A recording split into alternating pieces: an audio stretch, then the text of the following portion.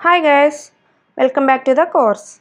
As I said before, we have completed the introduction part of the course, which is definitions about ethical hacking, how black hat hackers differ from the white hat hackers, and software needed to be installed for this course, and topics that we are going to learn in our course.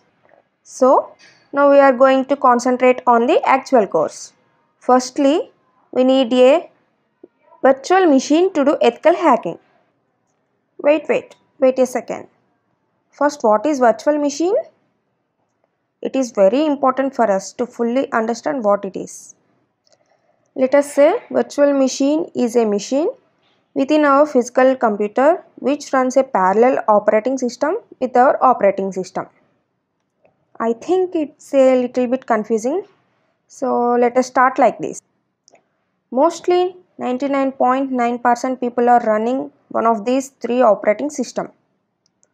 One is Windows, another one is Mac OS and Linux. Most of the people uses first two and few people uses Linux. So, a physical system contains only one operating system.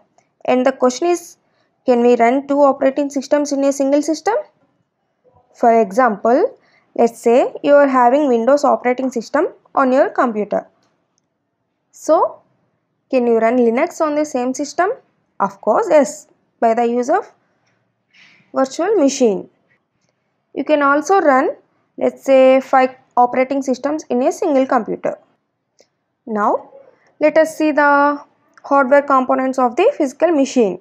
There are RAM, SSD, hard disk, CPU and motherboard. But why? You said you will tell about virtual machine. You are saying all this. Wait a second, coming there. If you want to install number of operating systems in a physical machine means your actual system with a single operating system. So, if you want to install number of operating systems in a physical machine, as I said before, physical machine consists of different hardware components. So, every operating system make use of that components. But when we run different operating systems in a single machine using virtual machine, there is no need to install extra components. And we can share the space, RAM and memory from the actual machine to virtual machine.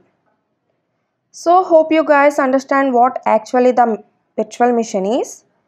So for this course I am using Windows and I am also going to install Linux operating system using Oracle VirtualBox into my system.